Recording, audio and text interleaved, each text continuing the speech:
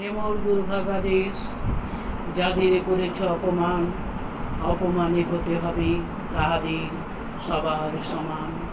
মানুষের পরশেরে প্রতিদিন ঠেকাইয়া দূরে, ঘৃণা করিয়াছ তুমি মানুষের প্রাণের ঠাকুরে।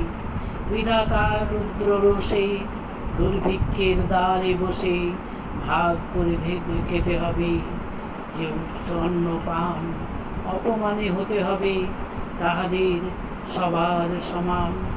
তোমার আসন হতে যেথায় তাদের দিলে ঠেলে, সেথায় শক্তিরে তব নির্বাসন দিলে অবহেলে।